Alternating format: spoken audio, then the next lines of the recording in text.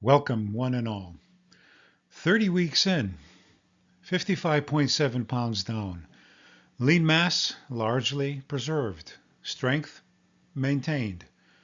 And something has become very clear to me. This medication did not do the work for me. It didn't lift my weights. It didn't plan my meals. It did not make my decisions. What it did was reduce the noise. And in the quiet, I was finally able to do the work consistently. And that distinction matters, especially at week 30. And here's our chart. What does it show? Well, 3 pounds down in 21 days, nearly 2 pounds just in the last week. Now, look at this line. It looks wobbly, up, down, up again. And if you stare at daily numbers long enough, it can feel unstable. It can even feel like something is wrong. But now, look at the slope and zoom out. The direction is steady. The noise is daily. The direction is physiological. And for those of you who may be new here, I'm George. I'm a biological scientist, and I'm walking this road myself. So when I say that the trend is what tells the truth, I mean that quite literally, because biology moves in patterns, not in single data points.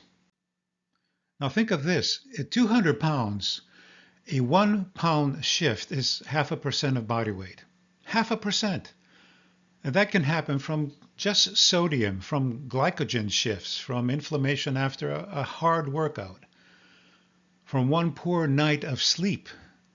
Water moves quickly. Fat does not. Fat loss reflects sustained energy balance over time. Water can shift in just merely hours. Fat shifts in weeks. So when you see the wobble, name it correctly. Noise is fast. Physiology is patient. And over time, it's the signal that wins. Well, let me show you something. What do you see? Do you see a crutch? An excuse? A weakness? No.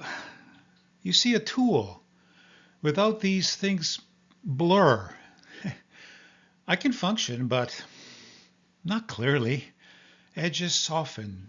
Details fade away. But with them, the distortion disappears. They don't weaken my eyes. They correct what isn't working properly. And metabolic dysfunction is not a character flaw. It's distorted signaling. Hunger signals that are amplified. Satiety signals that are delayed. Reward pathways that are louder than they should be. GLP-1 therapy does not create discipline. It sharpens the signal. It restores clarity. And once things are clear, you can act with intention.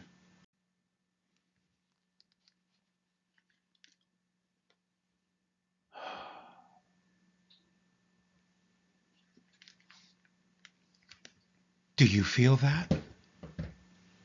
The world didn't stop. The noise just dropped. And this is what these do. They don't change reality. They reduce interference. Before GLP-1 therapy, for many of us, food noise is constant. Not true physiological hunger, but amplified signaling. Persistent thoughts about food, reward loops that just won't quiet down, decision fatigue before dinner even arrives. This is not moral failure. It's dysregulated signaling. And GLP-1 therapy lowers the volume. It reduces signal amplitude and appetite and reward pathways. The world doesn't change, but the noise drops. And when the noise drops, clarity rises, and you can finally act on intention instead of impulse. And that's not weakness. That's restored signal fidelity. Now think about power steering. The steering wheel was always there. The road was always there. The driver was always responsible. Power steering doesn't drive the car for you. It reduces resistance. It makes fine adjustments smoother. It lowers strain so control becomes sustainable. You still choose the direction. You still apply pressure. You still have to pay attention. GLP-1 therapy is similar. It does not move your body. It does not lift your weights. It does not plan your meals for you. It reduces internal resistance. And when resistance drops, small corrections become easier. Consistency becomes realistic. That's the difference between fighting biology and working with it. And that difference is everything at week 30.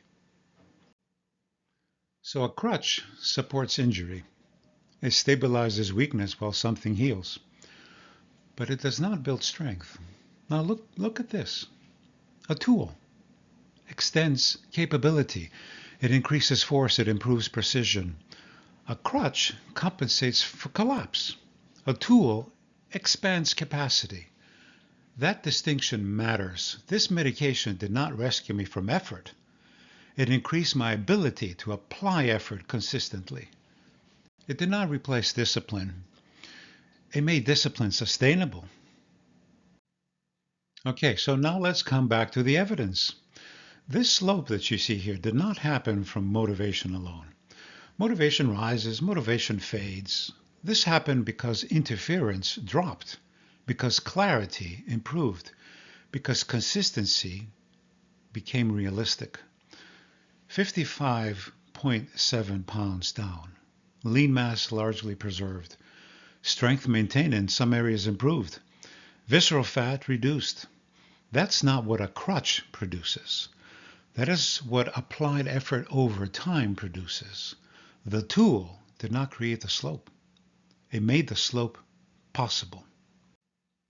So if metabolic noise has been running your life, if hunger volatility has been steering your decisions, you're not weak. You're working against distorted signals. And sometimes the wise move is not to push harder, it's to correct the signal. If a tool can restore clarity, if it can reduce interference, use it. Using a tool wisely is not weakness. Refusing one out of pride often is. This is not about dependence. It is about restored agency. 30 weeks in, and what I see now is not dependence. It's clarity.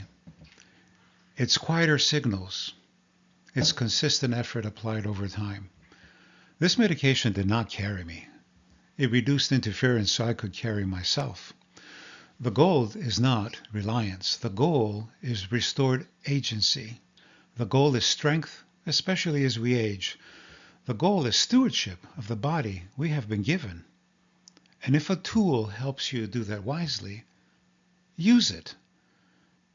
And if this conversation has been helpful, if it has brought a little more clarity to your thinking, consider liking the video and subscribing.